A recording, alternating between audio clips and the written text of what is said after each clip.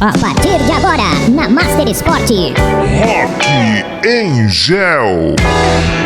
Muito bem, estamos dando início aqui a mais um Rock em Gel pela Master Sport Rock. Todas as noites estamos aqui nesta quarentena, não é? Levando você o melhor do rock and roll com convidados, com a participação aqui do nosso querido Fábio Pereira conosco e claro você. Já tá por aí, meu caro Fábio? Isso é bom, hein, cara? E aí, Fabião, beleza? Boa noite, beleza, muito boa noite pra você, pra todo mundo que se liga na Master Sport, mais um Rock em Gel nessa quarentena e hoje um convidado super especial para falar de futebol, esporte em geral, claro, e muito rock and roll, né, Alex? Sem dúvida nenhuma, ele é jornalista, apresentador, repórter, radialista, professor, vocalista, compositor, olha, amigo pessoal meu, de Wayne Hansey, do The Mission. Brincadeira, eu estou falando do nosso querido Celso Cardoso, que está aqui conosco. Alô, Celso, seja bem-vindo, uma alegria recebê-lo aqui em nosso programa. Obrigado, o prazer é meu, uma honra muito grande participar do programa de vocês. Fico honrado com o convite. Pô, legal, muito bom, né, Fábio, estarmos aqui com o Celso. E vamos falar de muito rock and roll, vamos falar de esportes, vamos falar de jornalismo, claro, e é sempre uma alegria recebê-lo aqui. Bom, Celso, eu gostaria já de primeira aí, né? Nós estamos vivendo um momento bem difícil, né, na vida de todos os brasileiros, não só a nível Brasil, claro, mundialmente falando, que é essa a pandemia do coronavírus que obriga a gente a ficar ali em quarentena, em casa, tal. O que você anda fazendo nesse tempo aí, Celso? Além de trabalhar, claro, mas a gente tem uma adaptação, né? Para fazer o trabalho em casa, até mesmo ter a oportunidade de ouvir algumas coisas. O que você anda aprontando por aí, Celso? Na verdade, eu continuo trabalhando, como sempre, presencialmente. O Gazeta Esportiva saiu do ar por uma questão de... Até com a suspensão dos campeonatos do futebol, quer dizer, então o Gazeta Esportiva saiu do ar, mas entrou no lugar do Gazeta Esportiva um programa chamado Plantão da Saúde, que é justamente para a gente prestar serviço, ouvir médicos, pessoas da área da saúde, também da área econômica, enfim, tudo que está acontecendo no Brasil, especialmente em São Paulo, sobre coronavírus, a gente tem mostrado nesse programa o Plantão da Saúde. Então, para mim, a rotina está até mais agitada ainda do que era com o esporte, apresentando esse programa, participando também da produção, da chefia de reportagem. Enfim, o meu trabalho não mudou, eu não fiquei em quarentena. Mas ainda assim, embora não esteja em quarentena, porque o jornalismo ele é considerado uma atividade essencial, mas eu recomendo para quem não está numa atividade essencial que fique em casa. Mas para mim não mudou nada a minha rotina, muito pelo contrário. Se tornou ainda muito mais agitada, muito mais atarefada, digamos assim. Ô Celso, a nossa rádio fica na ABC, né? O Alex está em São Bernardo, eu estou em São Paulo, mas a nossa rádio fica no ABC Paulista. E jornalismo, no ABC, e também o seu começo de carreira nas rádios do ABC. Isso. Verdade. Eu comecei a carreira como radialista em Ribeirão Preto, como locutor de rádio. Eu comecei antes de fazer faculdade, aí eu passei no vestibular da Metodista, que era a faculdade realmente do meu grande objetivo, o meu grande desejo, sonho, porque eu já tinha em mente trabalhar em televisão, e a Metodista na época era a faculdade melhor equipada, isso, né, na formação de jornalistas televisivos. E ainda na faculdade, eu estava no primeiro ano de faculdade, isso mesmo, eu consegui uma vaga na Rádio 97. E na época, 97 só tocava rock, era a principal emissora de rock de São Paulo. Tinha a 89 também, mas a 97 era a alternativa de fato. A gente rolava o que havia de mais alternativo no mundo da música dos anos 80, isso foi em 88, final dos anos 80. E fiquei pouco tempo na rádio, é verdade, 3 meses, mas foi uma experiência fantástica. Eu que já gostava do rock and roll, ali pude me aprofundar ainda mais nas mais variadas linhas, né, do rock. Então foi sensacional mesmo. A Rádio ABC, eu tive a oportunidade de trabalhar ali, fazia parte, né, do grupo, então eu trabalhei com a Rose de Oliveira, com... eu também, era minha contemporânea. Ela inclusive deu aqui um depoimento pra gente, participou também do programa, uma figura extraordinária, trabalhou também na Eldorado, né? O JR, o Celso Miranda, que também esteve por aqui há pouco tempo. Todos da minha época. Tinha o JR, tinha a Rose de Oliveira, tinha o Hit, que hoje está na Kiss FM, a Eliana Schuff, que não sei se ainda está na Mix FM, quem mais? O Sidney, que era o coordenador da rádio, enfim, era só um pessoal fera. Com certeza. Agora, eu gostaria que você falasse um pouco sobre essa época aí, na 97, nós tínhamos shows maravilhosos aqui no Aramaçã, né? O Aramaçã com o Golpe de Estado, que era praticamente a banda ali da rádio, né? E a gente acompanhou muito esses shows aí na cidade de Santo André. Você chegou a acompanhar algum desses eventos aí, Celso? Cheguei a acompanhar sim, mas não na época quando eu estava trabalhando na 97, porque eu trabalhava à noite. Então, normalmente os shows eram à noite e aí eu não conseguia ir. O meu horário era das 10 às 2 da manhã. E então eu nunca conseguia ir. Perdi vários shows, mas eu acompanhava todos. O Golpe de Estado se tornou uma das minhas bandas preferidas, se não a minha preferida no rock brasileiro, justamente por causa da 97. Quando eu cheguei na emissora, eu toquei as músicas que eram lançamento na época do primeiro e do segundo disco do Golpe. Noite de balada, né? Noite de balada, tanto que eu tive o privilégio de regravar essa música, tamanha a minha paixão pelo Golpe de Estado. Mas eu cheguei a ver shows no Aramaçã, sim. Lá eu vi Dr. Sim, vi Dream Theater. Deep Purple passou por lá, né? Uma casa tradicional, né, do ABC Paulista. Eu vi shows do Deep Purple lá, o próprio Ramones passou por lá em 96, era uma casa muito legal. E realmente era uma rádio que depois, na época, quando mudou o estilo, enfim, mudou aqui do ABC e tudo, o pessoal aqui sentiu bastante, porque era uma referência, né, Celso? Sem dúvida alguma, a gente pode dizer que era um dos templos do rock, porque grandes bandas passaram por lá e era um cenário rock and roll. É uma coisa, parece que é coisa de quem está envelhecendo, né? Mas essa coisa nostálgica, essa coisa saudosa, parece que isso não existe mais, né? Eu já vi tanto isso de outras gerações acima da minha e de repente me vejo parafraseando e falando a mesma coisa. Agora eu entendo. Tipo, olha, não se fazem mais casas e lugares como antigamente. Você lembra da playlist que você chegava a tocar ali? Porque ali era no LP mesmo, né? Cartucheira e tal, né? Exatamente. Aquela mesa que mais parecia um fogão, né? Do que uma mesa de áudio. Sim. E o CD também estava começando naquela época. Eu me lembro de uma situação, inclusive, era o meu primeiro dia na rádio. Primeiro dia na rádio, isso setembro de 1988. E aí eu tava, um locutor, na verdade ficou lá só para me dar um auxílio, porque eu passei no teste e tinha que aprender a operar a mesa, então eu aprendi a operar a mesa enquanto estava no ar. Ele ficou lá para me dar uma orientação e estava o Sidney, que era o coordenador da rádio. Aí eu me lembro que eu estava tocando The Mission, curiosamente, né? E tinha preparado. Não, minto, não estava tocando The Mission, não. Estava tocando Bob Dylan.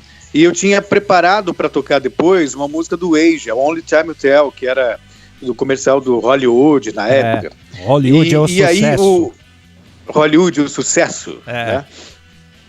E aí eu me lembro que o Sidney, que era o coordenador da rádio, virou para mim e falou assim: olha, a linha 1, se você ver piscando, é ouvinte, como é seu primeiro dia na rádio, isso era de madrugada, 2 horas da manhã. Como é seu primeiro dia na rádio, eu te aconselho a não atender essa linha. Agora, se piscar a linha 2, você atende, que é o Zé Antônio, que é dono da rádio, e com ele você tem que falar. Ok, né? Era meu primeiro dia, me familiarizando ainda com os discos, então tinha lá os discos, tinha o CD, cartucho. Eu via que tinha até uns discos com com umas faixas riscadas assim, com asterisco, e entre parênteses tinha Zé Fode. O que será que é isso? Mas tudo bem. Então vou lá, tá tocando Bob Dylan, acende a linha 2, eu atendo. Que é isso que você tá tocando aí? Você, não, é uma música do Bob Dylan e tal. Aqui é o Zé Antônio, o que você vai tocar depois? Eu falei, vou tocar Asia, Only Time Will Tell. O quê? Tira essa merda do ponto já, procura outra música, mas não toca esse lixo. Eu, tá bom, ok, né? E ele ainda falou assim, tô te ouvindo. E eu, com a maior naturalidade do mundo, perguntei, como é que tá? Vou falar palavrão, tá? Do jeitinho que ele falou, sim. Tá uma bosta. E desligou. Aquele bosta ecoava na minha cabeça, assim, estéreo. Com todos os lados, bosta.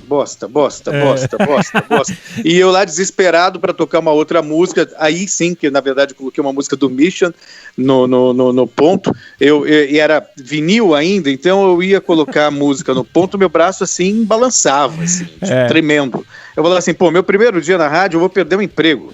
Aí entra o Sidney e fala assim, cara, você tá branco, o que aconteceu? Aí eu, o Zé ligou. Putz, é assim mesmo. O que ele falou? Falou para não tocar essa música, que é um lixo. Assim, não, pode tocar que eu assumo. Não, mas ele falou para eu não tocar. Aí o Sidney falou, toca, eu sou coordenador dessa rádio, se eu tô mandando você tocar, toca. Eu falei assim, caraca, o dono da rádio pede para eu não tocar, o meu chefe pede para eu tocar, o que eu vou fazer? Bom, vou tocar, né? Aí antes de sair do estúdio, eu falei assim, e o que mais que ele falou? Que tá uma bosta. Só aí isso, ele olhou, né, pra minha cara, tipo...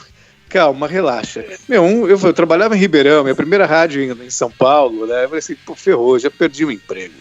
Aí, toquei a música que não era pra tocar. Acende a linha 2. Pô. Eu não falei pra você não tocar esse lixo! Aí eu falei, eu ainda todo preocupado, né? Vou entregar meu chefe, né? Não, mas foi o Sidney que pediu pra eu tocar. O quê? O Sidney tá aí ainda? Nesse horário de madrugada? Vai chamar ele pra mim. Puta, no que eu saio do estúdio pra chamar o Sidney, é o Sidney no telefone dando gargalhada. Ou seja... Pegadinha, hein? Pegadinha. Pegadinha do malandro do céu. Aí eu que tava nervoso e tudo mais, aí relaxei, aí fui tranquilo. O Zé nunca me ligou. Nossa. Mas eu lembro que às vezes trocava de horário com o Sandro Anderson, falecido Sandro Anderson, foi de 89 depois. Sim. E aí eu entrava, ele estava cabisbaixo, debruçado na mesa de som, falava assim, o que foi, Sandro? O Zé ligou. Imagina, eu nunca passei por isso, foi só um trote. Era a diversão dos caras, era pregar peça. Né? Sem dúvida. Mas, acho que o Zé se divertia.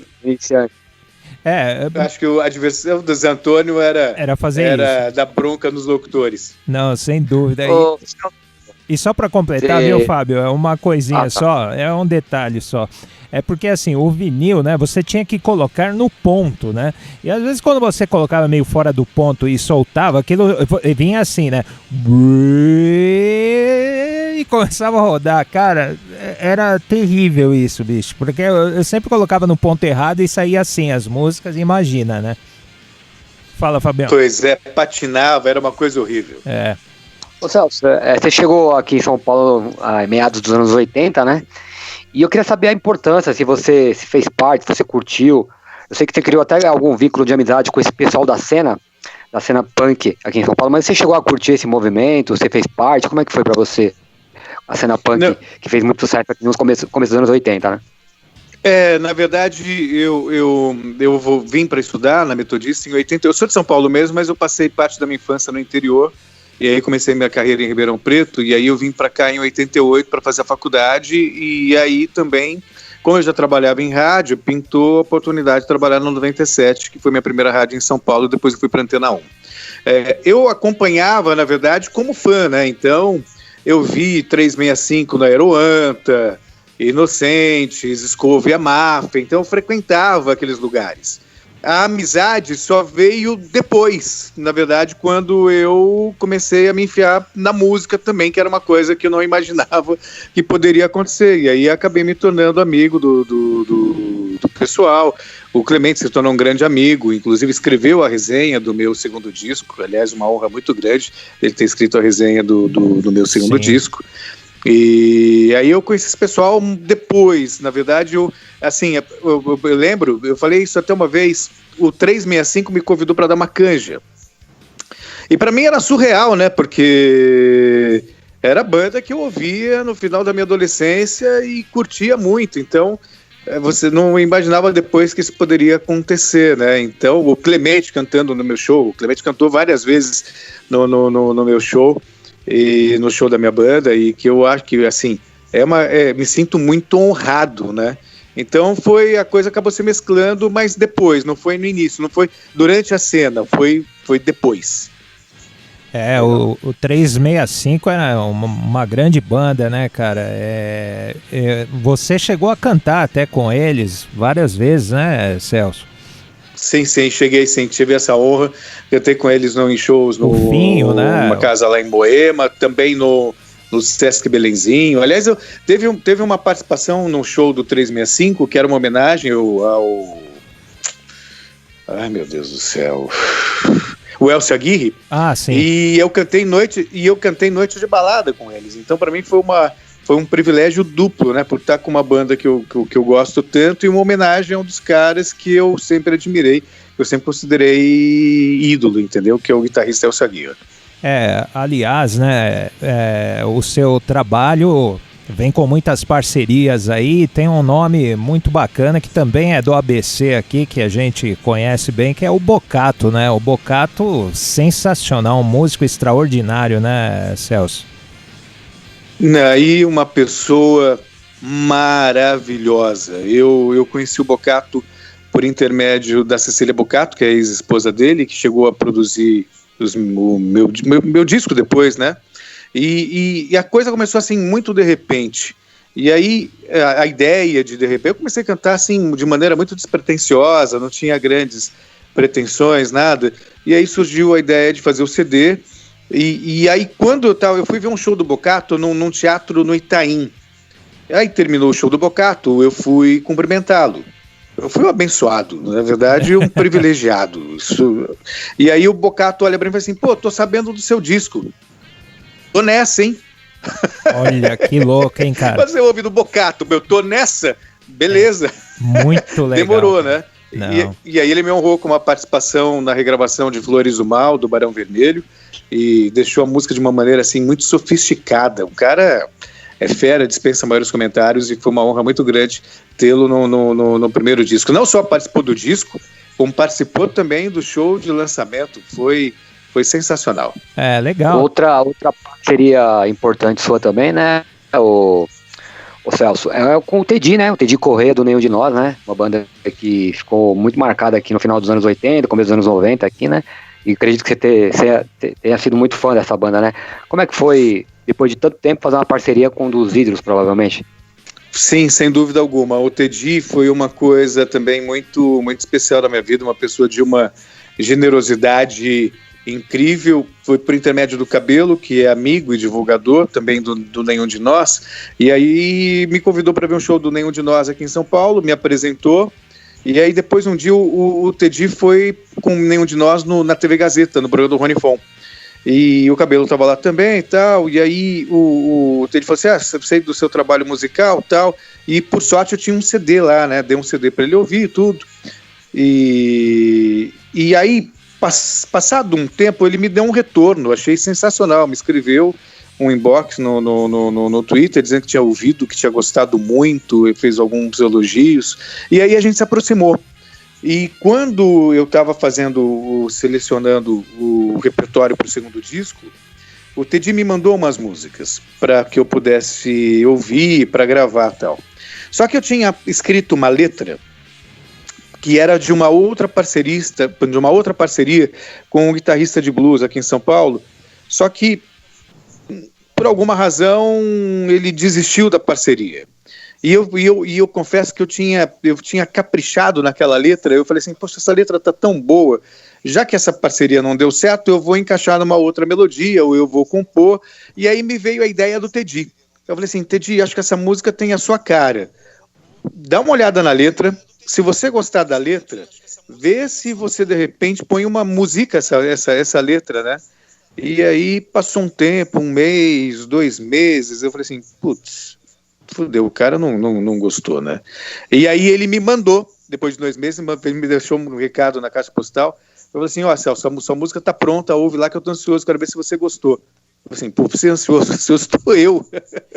E aí ouvi, ficou sensacional, aí convidei ele para participar do disco, ele veio participar do disco e no show de lançamento ele também me concedeu a honra de cantar comigo, não só essa música que a gente gravou, que chama-se Olhos Vendados, e outras músicas do Nenhum de Nós também no show, fizemos 2, Camila, e Cada Lugar, que é uma outra música do Nenhum de Nós, que eu regravei e também está no disco Outro Lado, que é o meu segundo disco lançado em 2015. Além dele, né, tem o Edu Falaschi do Angra também, grande figura, hein, Celso? Leone, né? Tanta gente boa aí nesse casting, o Mário Fabre, né? O Marcos Klein, enfim. Assim, eu digo que eu fui um privilegiado, né? No primeiro disco, que é o Deixa Acontecer, puxa vida, quando surgiu a ideia de gravar o disco, aí o Leone me disponibilizou, via Marcos Klein, 12 músicas para eu escolher.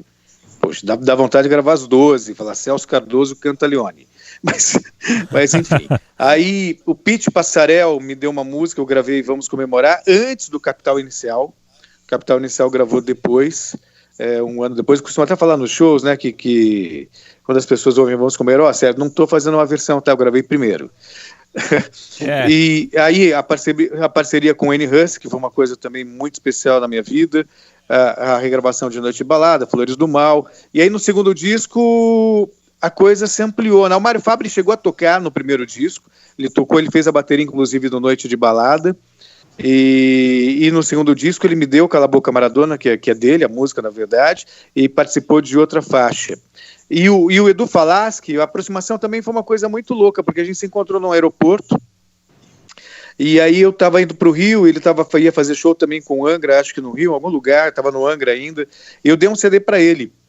E ele ouviu e também encontrou comigo, assim, cara, adorei, Vamos Comemorar, ouço sempre e tal. E aí convidei ele para fazer uma participação num dos shows. E aí ele tinha um show com o Angra no dia seguinte, então ele ia só lá para cantar e ir embora. E aí ele curtiu, ficou até o final do show. Aí ele falou assim, eu tenho uma música que eu acho que tem tudo a ver com você e tal, só que precisa botar letra. Só que eu escrevo bem em inglês, em português, tudo que eu escrevo soa brega. Você não quer escrever a música? Eu assim, claro. Daí eu me senti, achei que fosse uma puta responsabilidade, né? Aí fiz a letra, mostrei pra ele aprovou e gravei. E um dia talvez foi uma parceria e tanto também que me honra muito nesse segundo disco que é O Outro Lado. Muito legal. Eu queria que você falasse um pouquinho também, ô Celso, dessa música aí que ficou sensacional com a sua voz. A letra é do Mário, né? Do Cala a Boca Maradona, cara, que quando que veio a ideia de gravar esse som, já que você trabalha com esporte há tanto tempo, ligado aos jogadores de futebol, quando que bateu essa ideia de gravar uma música relacionada ao futebol? Então, a minha banda, Os Impossíveis, né, Marcos Klein, Mingau, era o Zé Ruivo e o Mário Fabre. Era a banda que acompanhava o Léo Jaime. Aí o Léo Jaime deixou de fazer show com eles e tal, aí o Mário foi pros Titãs. E aí eu fiquei com a banda Os Impossíveis, o Marcos Klein, o Mingau, e aí o Caio Mancini assumiu a bateria, estava o Zé Ruivo, e depois o André Youssef assumiu os teclados, porque o Zé Ruivo passou um bom tempo morando na Europa. E aí o Mário, numa dos shows com Os Impossíveis, ele cantou Cala a Boca Maradona. E eu curti pra caramba a música. E aí quando veio a ideia de fazer o segundo disco, eu já tinha fama de argentino na TV. Todo mundo me chamava de argentino, por causa de um colega que me chamava de argentino e todo mundo acreditava que eu era argentino. Aliás, aí, tinha assim, muitos... desculpa te cortar, mas é que eu me lembro, você falou sobre essa questão dos argentinos, eu me lembro numa época que tinham uns grupos na internet, né, que colocavam lá, Celso Cardoso argentino. Era uma mais comédia, de 10 comunidades, cara. No Orkut. Isso, exatamente, na época do Orkut, cara, isso mesmo. Aí tinha uma comunidade, a descrição era muito engraçada. Tudo pra ele da Argentina é melhor. A mulher argentina, a carne argentina, a cueca argentina, a puta que pariu da Argentina. Os caras detonaram. Eu tô falando muito palavrão nessa, desculpa. Não, pode falar, aqui é de boa. O cara me vê na televisão, né? Pensar que eu sou um coxinha, aí vem aqui o cara falando todo um monte de palavrão, mas vamos lá. E aí eu tinha essa coisa de que o Celso é argentino, a gente falou assim, quer saber de uma coisa? Eu vou gravar Cala a Boca Maradona para deixar claro que eu gosto do futebol argentino, eu gosto da torcida argentina, mas eu sou brasileiro, entendeu? Então, e tinha até o lance também de fazer a associação da música com o futebol, que é um gancho interessante, né? Até também para a divulgação do disco, e também porque eu gosto muito da música, eu acho a música sensacional. Aí falei, Mário, posso gravar? Pode gravar. E aí gravei, fiz o clipe. A música era para ter sido lançada, na verdade, antes da Copa do Mundo, porque aí eu assinei um contrato com um braço da Sony, uma gravadora que é um braço da Sony, só que não sei se foi alguma coisa... porque o Maradona fazia parte também da promoção da Copa do Mundo, então a música acabou sendo lançada, o clipe acabou sendo... A música foi lançada antes, mas o clipe só foi lançado um dia depois da Copa. Então, melhor deixar de lado isso aí. Ainda bem que a Argentina não ganhou a Copa do Mundo, que se tivesse ganhado a Copa do Mundo... Iam colocar na tua conta, hein? Ia ser Cala a Boca Celso, né? Ia te colocar na conta. Vamos ouvir a música, ô Celso? Vamos abrir aqui. Manda bala. Vamos nessa, então. Aqui na Master Sport, uma jogada de mestre. Cala a boca, seu Maradona. Meu.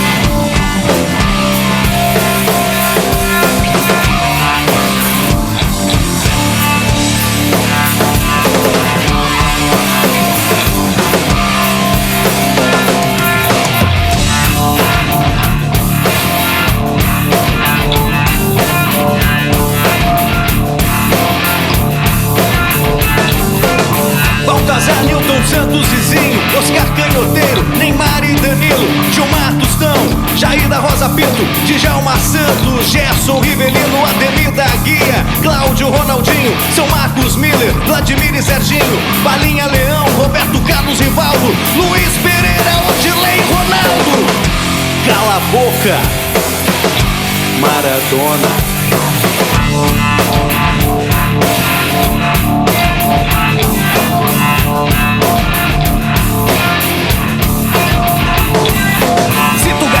De Gade, Seu Lopes, Zico Romário, Raí, Doutor Sócrates, Julinho Pelé, Aldair Falcão, Luizinho Mazola, Didi Pagão.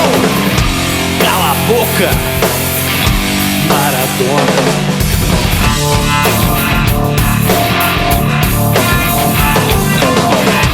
Cala a boca, Maradona.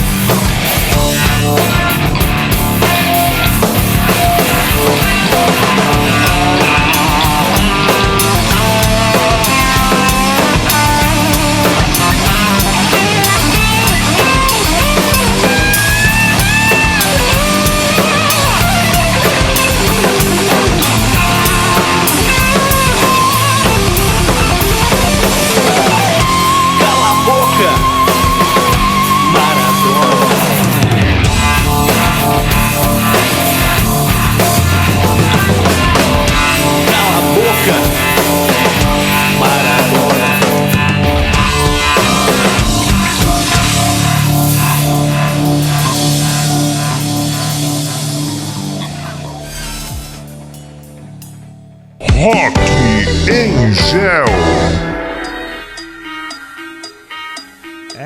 Cala a boca, Maradona, aqui com Celso Cardoso. Celso, essa aí é boa, hein? E olha, a sonoridade também ficou espetacular, hein? Da gravação do CD, o peso, maravilhoso mesmo, hein, cara? Todo mundo mandou muito bem, sempre manda bem. O Marcos Klein arrasando na guitarra, o Mingau no baixo, assim, sabe? Ficou animal mesmo. E o Mário Fabre na bateria, poxa vida, cada virada, né? Uma coisa sensacional. O vocalista que é meia boca, mas a banda é boa. Ô, Celso, acho que, na minha opinião, metade dos jogadores que você cita na música jogaram mais bola que o Maradona. Eu sou da seguinte opinião que comparação entre Maradona e Pelé ainda, acho que falta muita gente para se comparar com Maradona antes do Pelé. Acho que tem Zico, vários jogadores. Você também pensa assim? Bem, assim, eu apesar de mandar o Maradona calar a boca, é uma coisa muito mais passional do que uma coisa, digamos assim, racional. Eu acho que o Maradona jogou muito, não jogou mais que o Pelé, obviamente, mas ele, sinceramente, está entre os 5 maiores jogadores da história. Jogou muito. E além de jogar muito, ele foi protagonista. Assim, jogador que sabe, que você tem que tirar chapéu mesmo. É aquele cara capaz de levar uma seleção a uma Copa do Mundo e fazer ganhar. Então, o Maradona ele foi fundamental para a conquista da seleção da Argentina em 86. Em 90, carregou a Argentina nas costas, levou até a final em 90. E em 94 teve aquele lance do doping, mas ele ainda assim estava jogando muito. Ele é polêmico, ele é um cara difícil, mas ele jogou muito. Essa é a verdade, jogou muito mesmo. Boa. Agora, ô Celso, responde uma coisa pra gente. Música, esporte ou jornalismo? Qual a ordem aqui, hein? O que você mais gosta de fazer? Cara, já difícil, me fizeram essa pergunta. Difícil.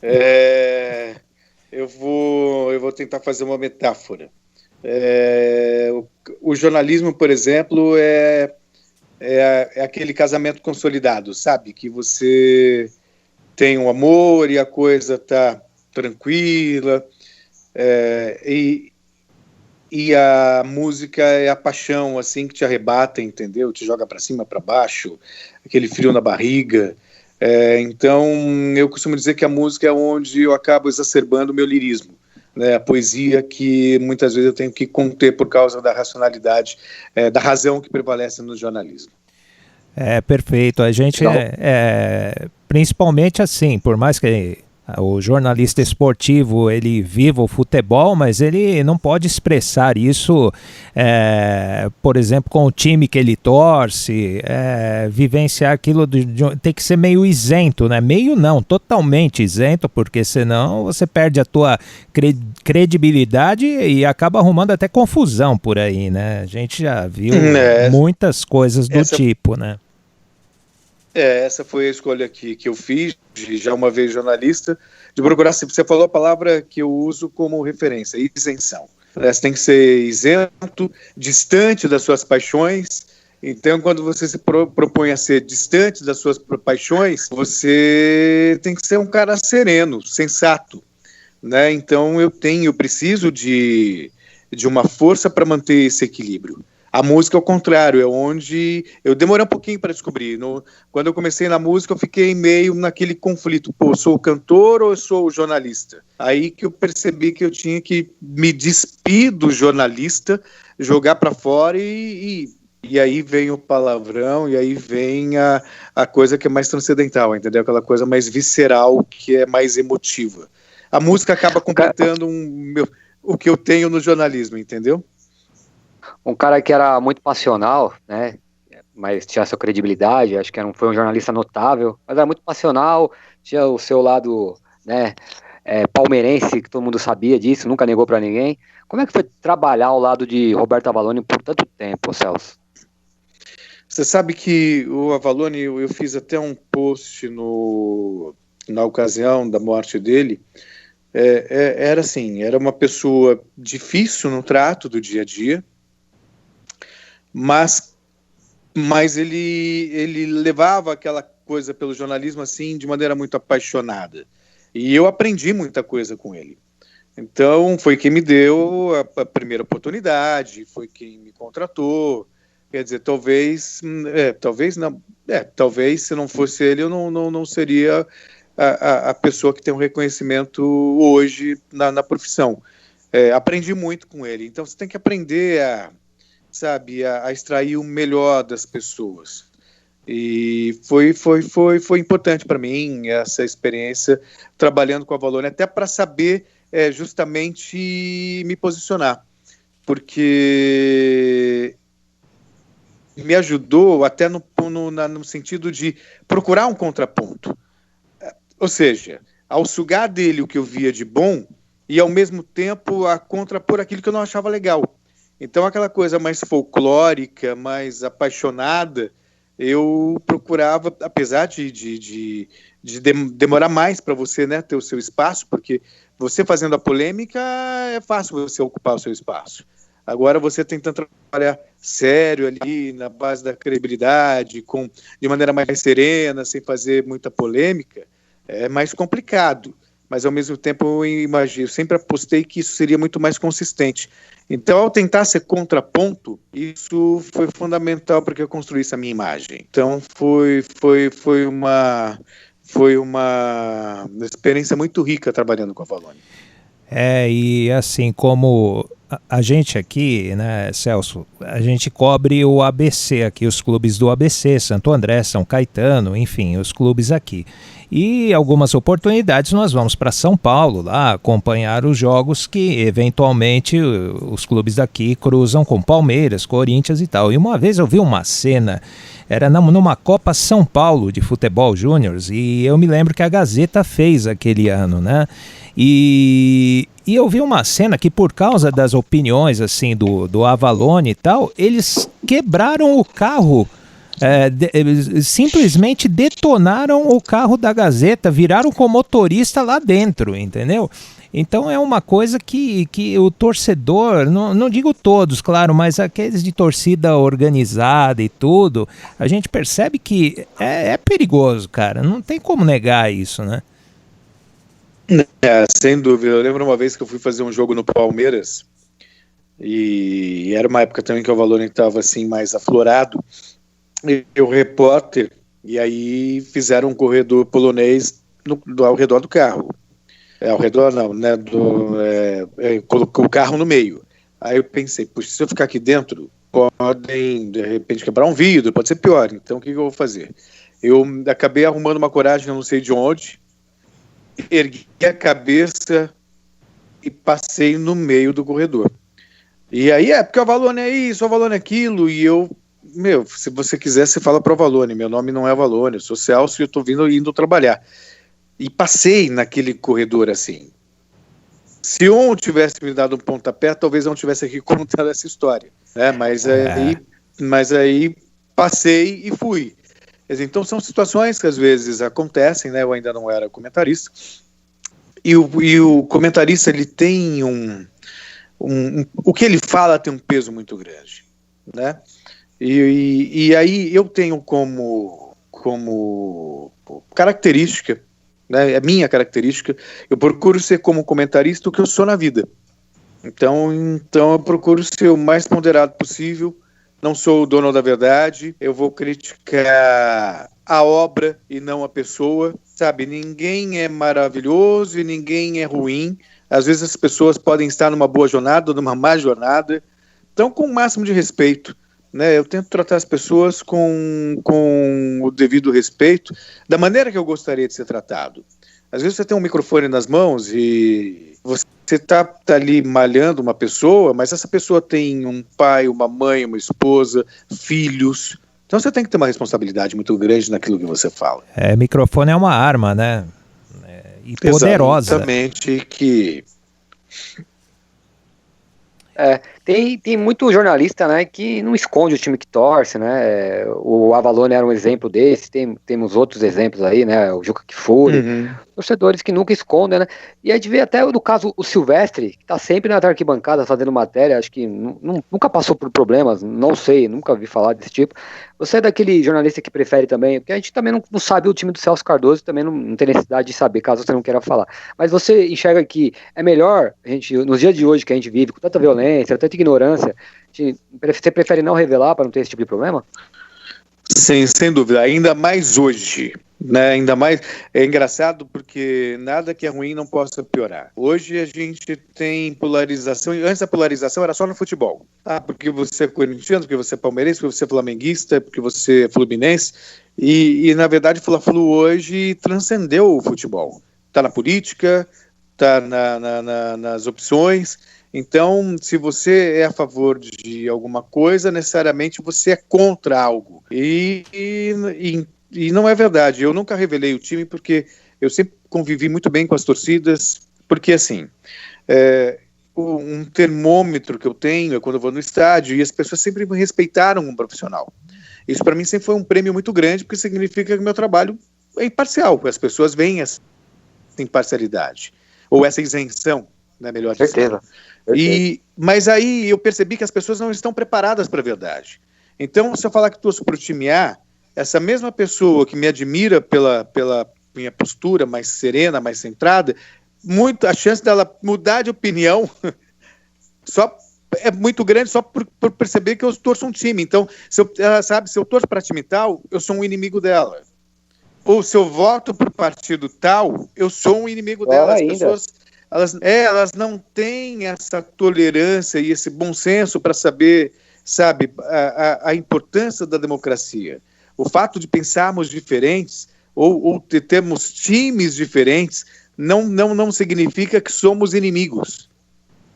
Mas isso está piorando. As pessoas estão cada vez mais limitadas em relação a esse tipo de visão mais ampla. Sabe, elas enxergam um posicionamento, uma paixão por um time, se você gosta de rock e você gosta de samba, você tem que brigar. Não faz o menor sentido, entendeu? Bom, vamos voltar no campo do rock aqui, e o Celso tem aqui uma seleção muito boa aqui. Eu estou vendo Gretchen, né, aqui. O que é isso, cara? Gretchen. Ivete Sangalo, tá todo mundo aqui, né? Você colocou também, diga. Marquinhos Moura também? Isso, Giliar. E Catinguelê. Catinguelê também, né? Você colocou, né? Aquela nuvem que passa aí, lá em cima sou eu, Pois é. Mas vamos lá, vamos de AC/DC. O que você me diz de AC/DC? Cara, a banda mais autêntica do planeta. Ela começou de um jeito e segue do mesmo jeito, fiel ao seu estilo. Eu gosto mais do primeiro lugar do Scott, que eu acho que me identifico mais. Bom Scott demais. Bom Scott. Mas eu acho fantástica a banda. Eu acho... se existe heavy metal raiz, essa banda chama-se AC/DC. Boa. Eles têm um show épico, né? Gravado num estádio de futebol, que foi o estádio do River Plate. 2009, se transformou, né? Em um filme, né? Uma junção de futebol com rock aí, né? Espetacular. Mas eu tive a honra de assistir ao AC/DC no estádio do Pacaembu em 1996, abertura do Angra, e foi um showzaço também esse do AC/DC em 1996 no estádio do Pacaembu. Aliás, por falar em shows, né, aqui no Brasil teve shows fantásticos, e um que eu me lembro também foi o do Bruce Springsteen, que, assim, o cara é fantástico. Ele começou o show cantando Raul Seixas em português. Eu nunca vi isso na minha vida, cara. Um negócio louco, assim, né? Então... Esse foi um show memorável. Aliás, eu costumo dizer, se você quer ter uma aula de como ser um frontman, tem que assistir a um show do Bruce Springsteen. Esse, especificamente, você está citando, ele cantando abrindo com Raul Seixas, a relação dele com o público, sabe, a empatia, é uma aula. O que ele deu ali foi uma aula de como se faz. Verdade. Rock em Gel. Começou bem a lista aqui, hein, Celso? Maravilha, hein? Eu AC/DC com o Bon Scott, eu acho sensacional. O Brian Johnson também é bom, mas eu gosto mais dessa fase com o Bon Scott. Pena que aconteceu aquela tragédia, né? E ele partiu muito cedo. Verdade. E Vai lá, Fábio, por favor.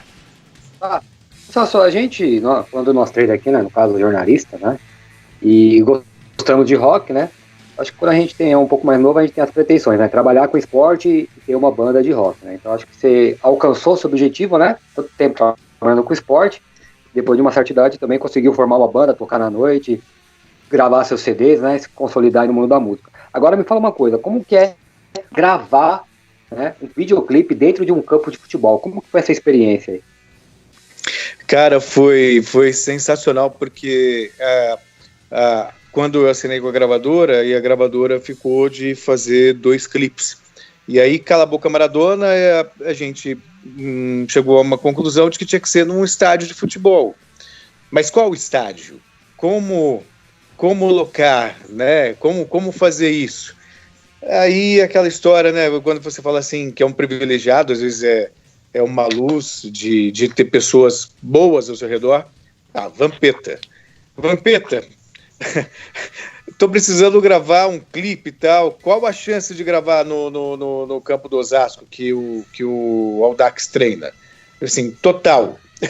E aí fechamos e gravamos lá, foi muito, muito legal. Muito bacana, cara. E Celso, agora já no campo da curiosidade mais, né? O que acontece? Se eu tiver errado, você me corrija, por favor. Assim, você entrou na TV Gazeta um pouco antes da empresa fechar uma parceria com aquela rede OM, né? Isso. E tem histórias curiosas, né, sobre essa época aí. Eu me lembro, eu li a biografia até da TV Gazeta, que é ótima, por sinal. Coisas como assim, a proibição da exibição daquele filme, o Calígula, né? Tinha lá o Alborguete e o esporte também, que teve a presença do Galvão Bueno. Como é que foi essa experiência aí nessa época na Rede OM, cara? Pois foi essa parceria, ela aconteceu logo depois que eu entrei, 92, eu entrei em 91. Na verdade, assim, no dia a dia nosso lá, não fez grande diferença, porque a gente fazia reportagem, produzia o material pro Gazeta Esportiva, pro Mesa Redonda, mas era fantástico, você tinha, na época, eventos que até então não gozavam de muito prestígio na mídia brasileira, por mais curioso que isso possa ser. A Libertadores, por exemplo, ganhou status no Brasil justamente com a conquista do São Paulo e com o Galvão Bueno narrando a final pela Gazeta, parceria com a OM, primeiro lugar de audiência.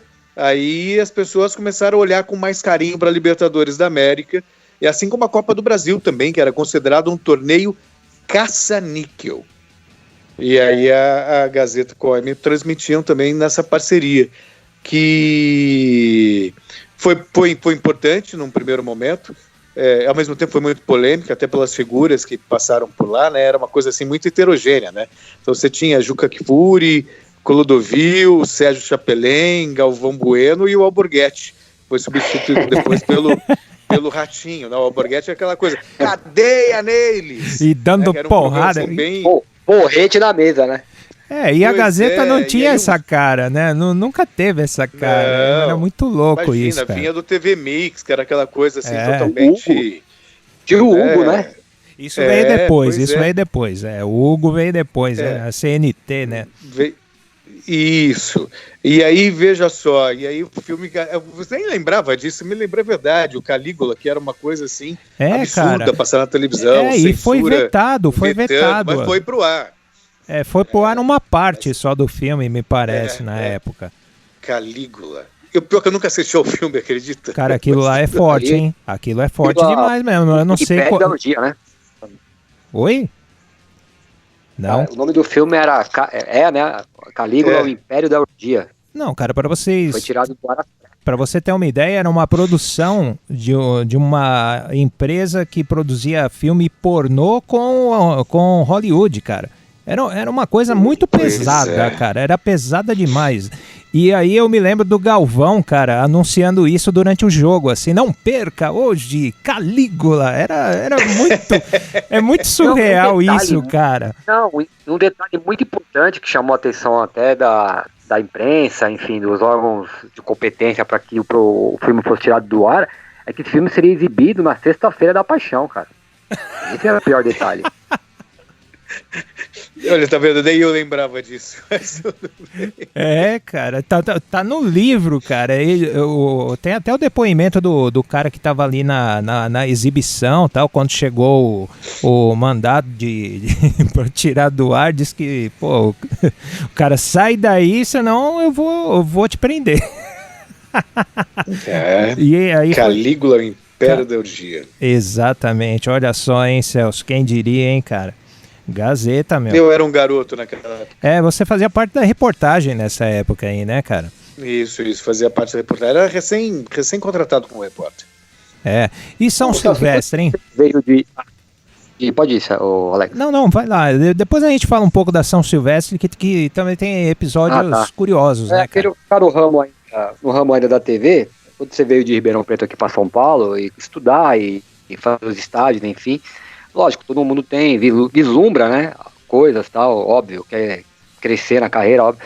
Você imaginava que logo breve você estaria ali na bancada, a Maria Lídia, você apresentando alguns programas da casa, telejornais da casa, na bancada, às vezes, do Mesa Redonda, ao lado de grandes nomes ali do esporte, do jornalismo.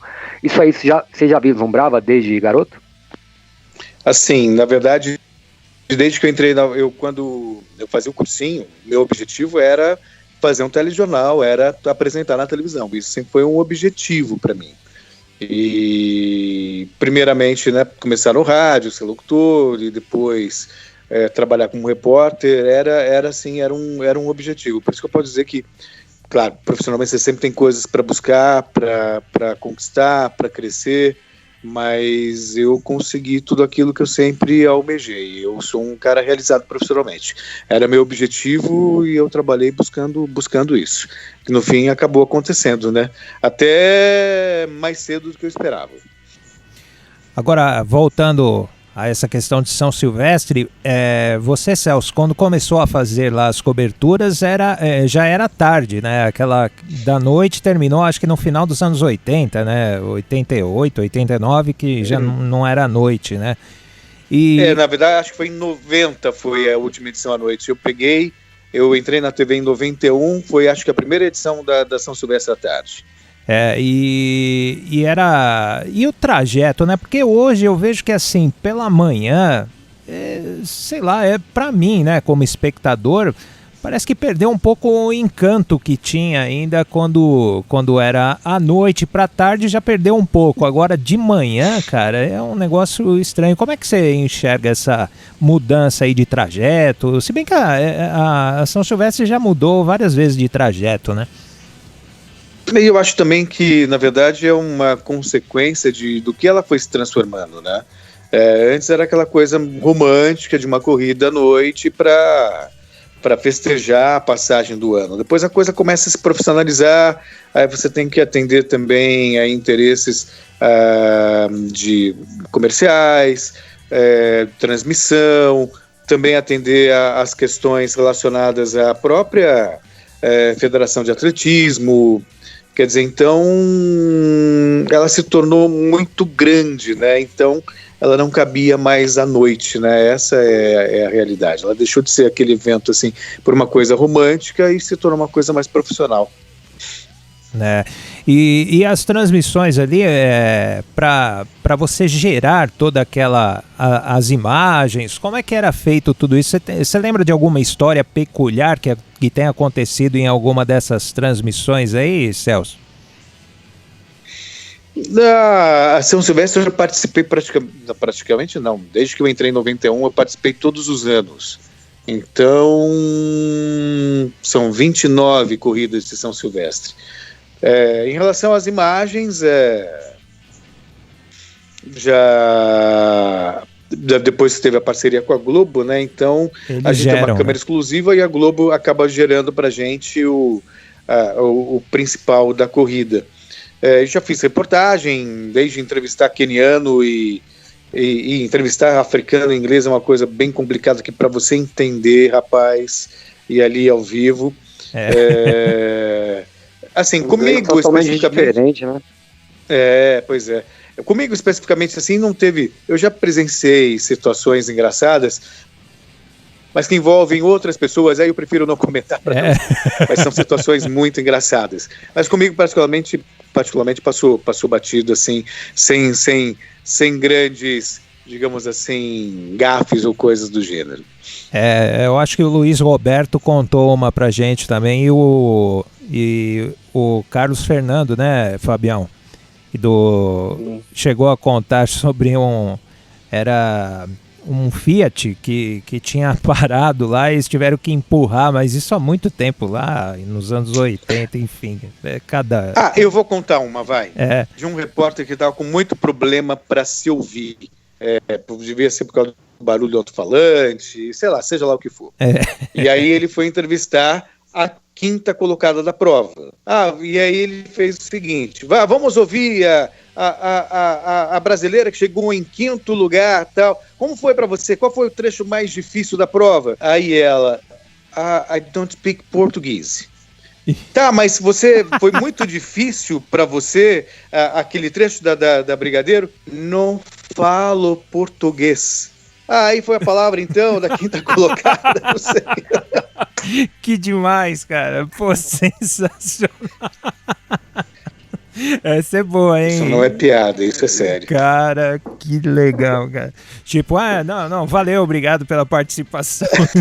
Não entendi nada, né, o que tá acontecendo. E vamos mais de música aqui, Celso. Você separou aqui mais uma banda legal aqui, hein? Queensryche. O que você me diz? Cara, pra mim o Geoff Tate, vocalista, quer dizer, ex-vocalista do Queensryche, porque num show que teve aqui no Brasil, aliás eu estava presente no show, ele brigou com a banda, largou a banda, aí foi uma briga pelo nome, ele estava usando o nome da banda e agora ele não pode mais usar, então ele está numa carreira solo. E o Queensryche tem um vocalista hoje que era de uma banda cover do Queensryche. Mas, de qualquer forma, nessa fase com o Geoff Tate foi uma das melhores fases da banda. Para mim, uma das melhores bandas de heavy metal, de heavy progressivo, né? Que é o Queensryche. E aí eu sugeri Empire, que para mim é um clássico. Boa. E uma das melhores vozes que eu já ouvi no rock mundial. Pois é, Celso, grande banda. E de fundo a gente tá ouvindo aí o The Mission, né? Eu sei que você é grande fã. E eu queria te perguntar, né, como é que você conheceu, né, o Wayne? Bom, o Wayne, eu sempre fui um fã muito grande do Mission, e aí eu fui a um show, isso em 2002, na verdade, eu fui no show de 2002, e era um show que era só para convidados, então eu acabei indo, e eu fiquei perto do camarim, e ele tinha acabado de casar com uma brasileira. E aí eu acabei fazendo amizade com a cunhada dele e nos tornamos amigos. Aí um belo dia ela me convidou para ir na casa deles e o Wayne estava lá. Aí começou a falar de futebol, ele torcedor fanático do Liverpool. E aí ele me comentou comigo que ele tinha vontade de morar num lugar tranquilo no interior de São Paulo, se eu conhecer alguma coisa.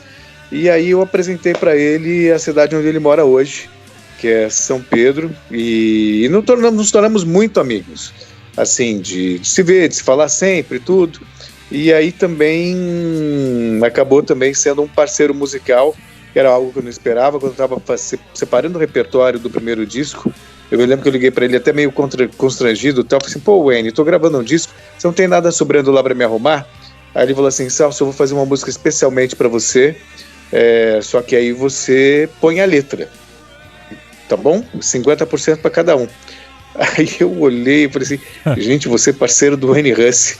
Eu não acredito. É brincadeira. E aí eu fiz ali, duas semanas depois, estava lá na minha caixa de entrada no e-mail, a música, né? Ele só tocando o violão, fazendo lá da melodia, e aí eu só encaixei a letra, que se transformou em Deixa Acontecer, que é uma coisa que me honra muito. Aí, inclusive, olha só que curioso, eu levei 10 anos para ver um show do Mission, porque quando eles vieram em 88, mais de 10 anos, eu estava no 97 e não pude ir.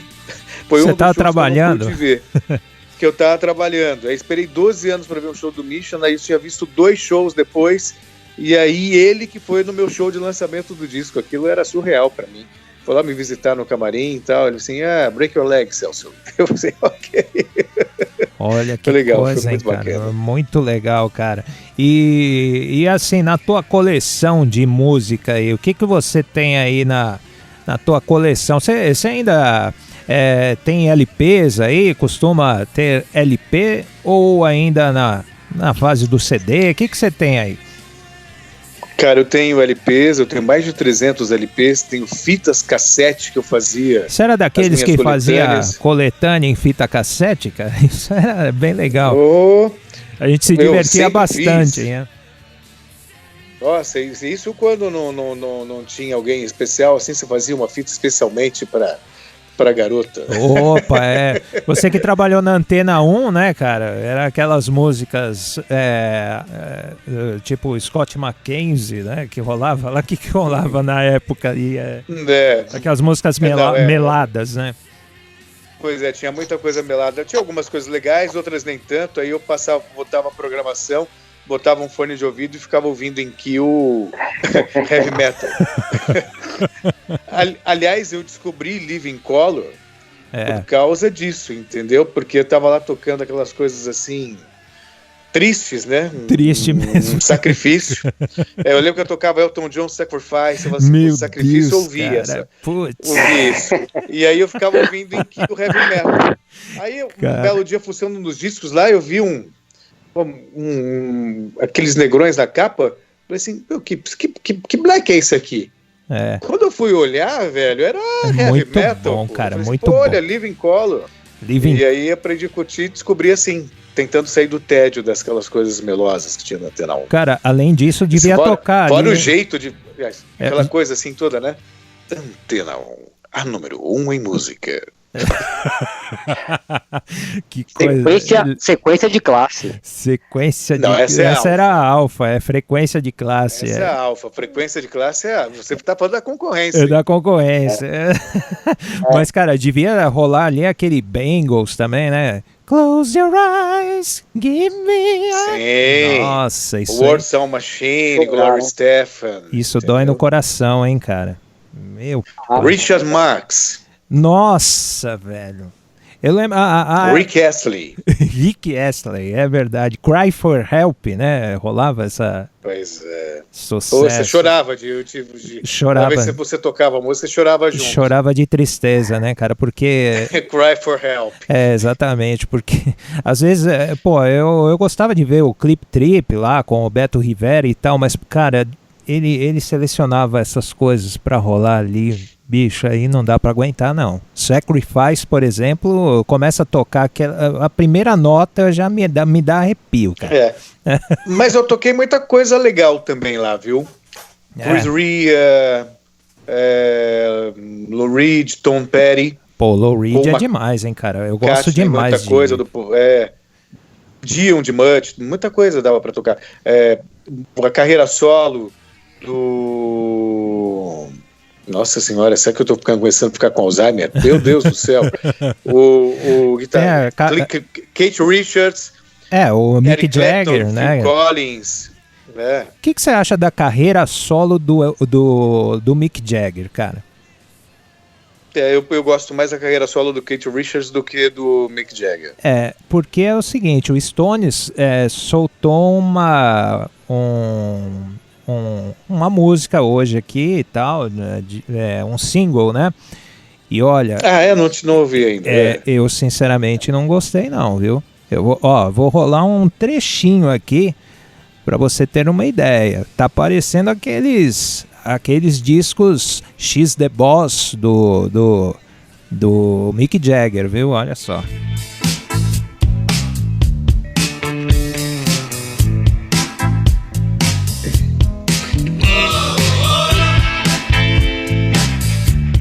Tá parecendo a Gretchen, ó.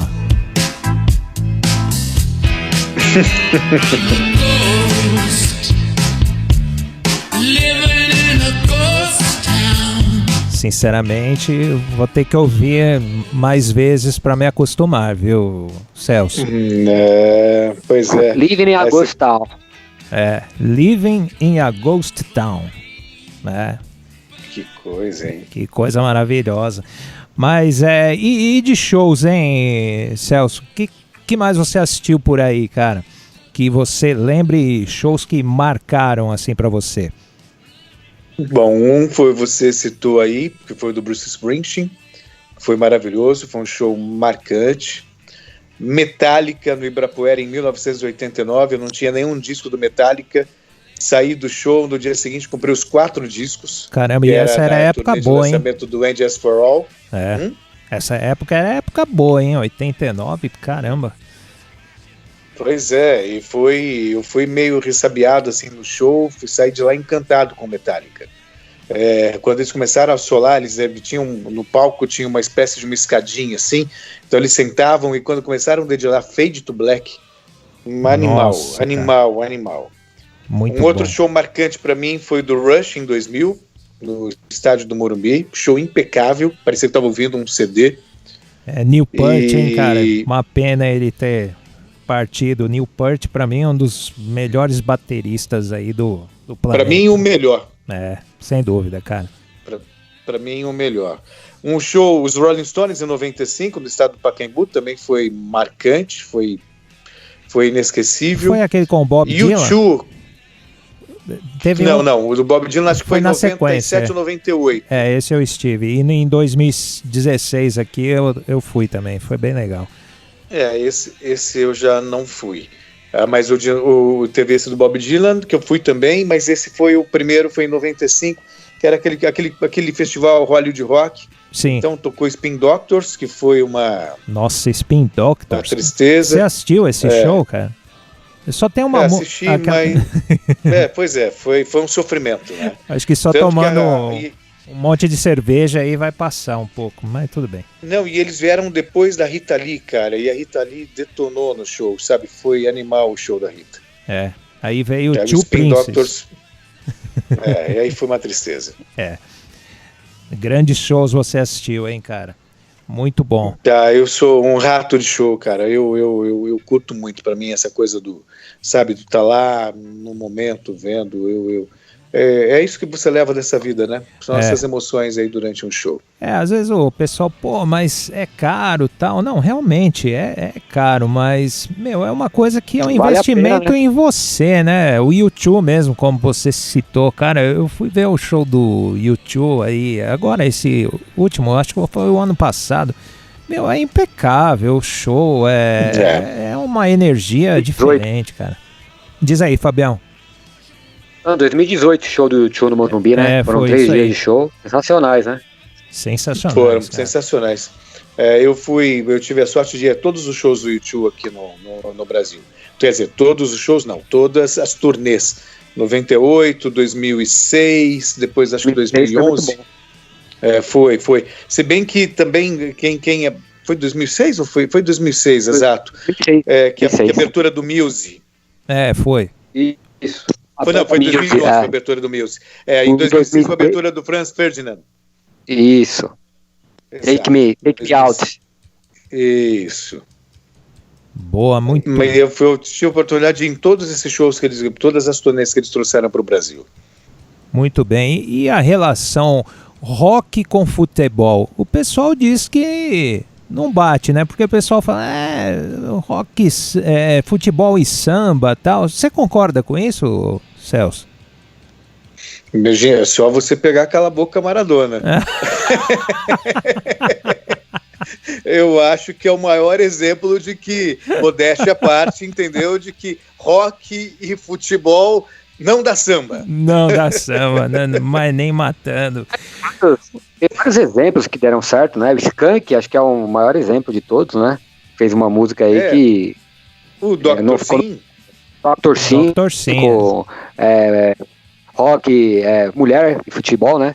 Futebol, mulher e rock and roll. Meu Deus, como isso é bom. Rock and roll, né?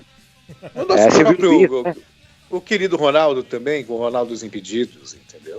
Isso, acho que tem números, né? E no exterior acho que muito mais, né? Na Inglaterra, todos os músicos se simpatizam pro clube de futebol. Você acabou de citar agora o torcedor do Liverpool. Você tem vários jogadores também que são roqueiros, né? O Zete, Rogério Ceni, Lembra do Belete. Magrão, que jogou no Palmeiras também? Pois é. Belete. Tem até São o Rod poucos, Stewart, né, cara? Rod São Stewart poucos, também é tem grande o- fã, né?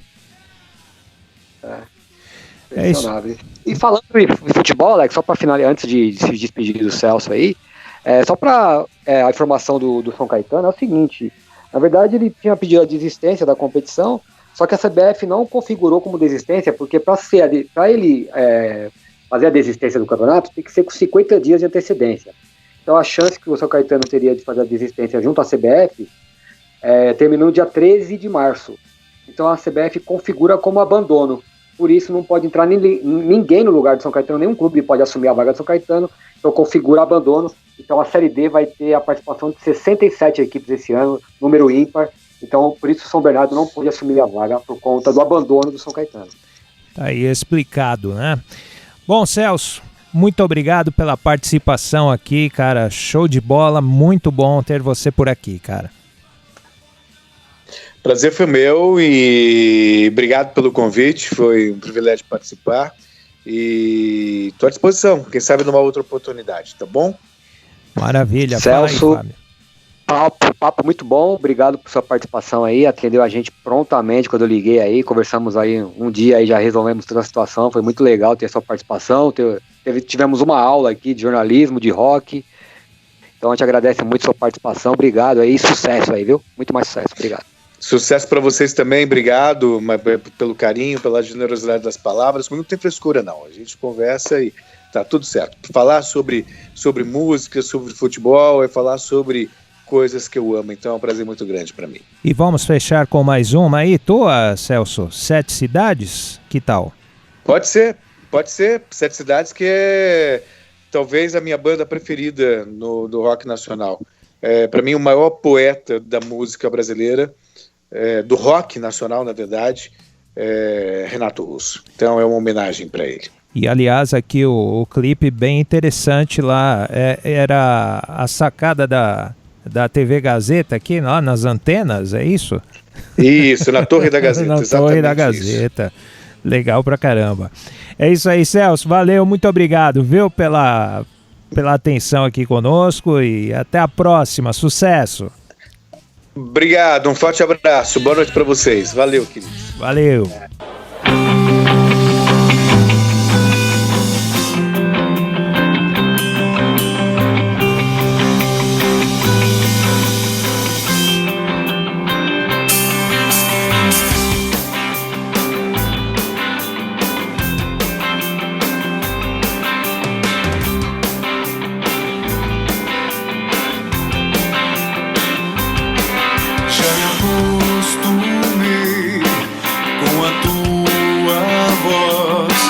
Com teu rosto e teu